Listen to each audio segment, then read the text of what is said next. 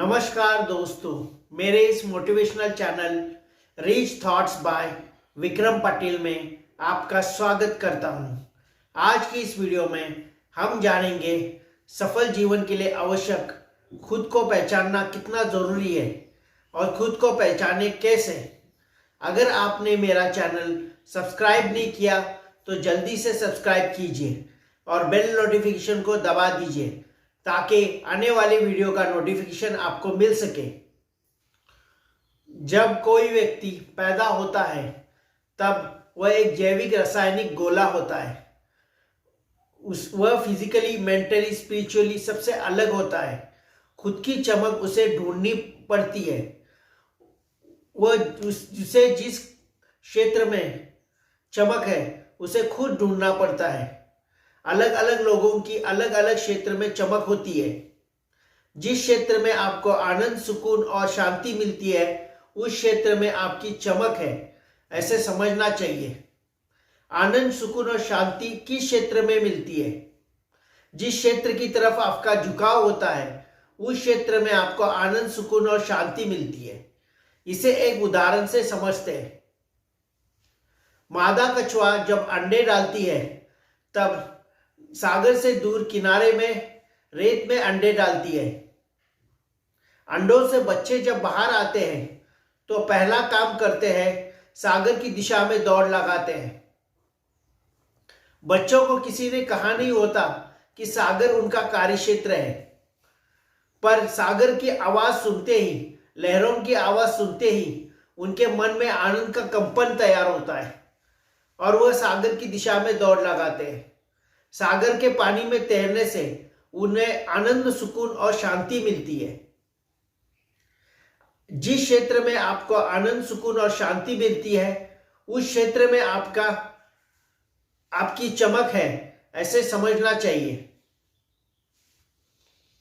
आनंद, सुकून और शांति वाला क्षेत्र चूज करने से पहले आपको समझना पड़ेगा कि आपकी इच्छा क्या है।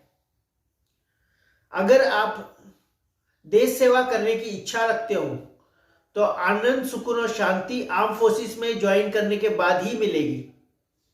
अगर आप समाज सेवा करने की इच्छा रखते हो तो आनंद, सुकून और शांति किसी एनजीओ में काम करने से ही मिलेगी।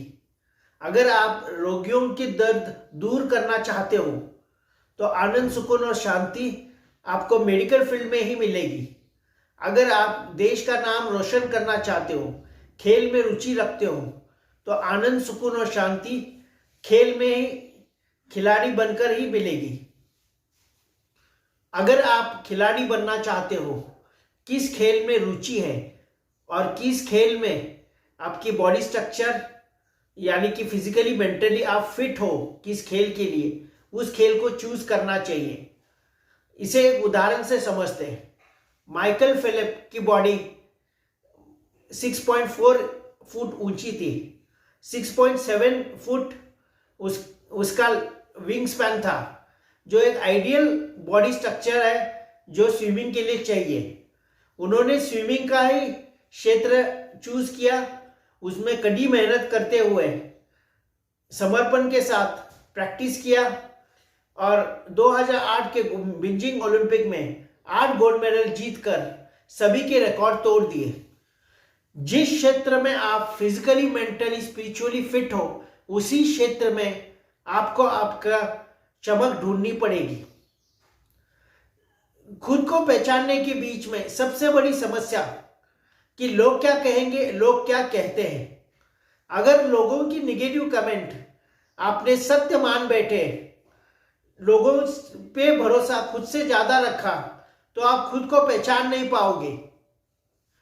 माइकल फिलिप के जीवन में भी एक नेगेटिव कमेंट आया था। थॉमस उस समय के सफल स्विमर थे। उन्होंने माइकल फिलिप के खिलाफ ये बोला कि माइकल फिलिप कभी भी मार्क 20 का रिकॉर्ड नहीं तोड़ पाएंगे, ये उनके लिए असंभव है। इस कमेंट को माइकल फिलिप ने चैलेंज की तरह लिया, उसे ऊर्जा में बदल दिया और अपने लक्ष्य की तरफ लगा दिया और 2008 के ओलंपिक में 8 गोल्ड मेडल जीतकर माइकल फिलिप ने बरसों पुराना मार्क 20 का सभी रिकॉर्ड तोड़ दिए और मोस्ट डेकोरेटेड ओलंपियन बने। आखिर में एक वाक्य कहता हूं, अगर आप खुद से ज्यादा दूसरों पे भरोसा रखते हो, लोगों की निगेटिव कमेंट को सत्य मान बैठते हो, ब्रह्म वाक्य है मान्य बैठते हो, तो आप खुद को कभी पहचान नहीं पाओगे। अगर मेरा वीडियो आपको पसंद आया तो उसे लाइक कीजिए, शेयर कीजिए, सब्सक्राइब कीजिए। धन्यवाद।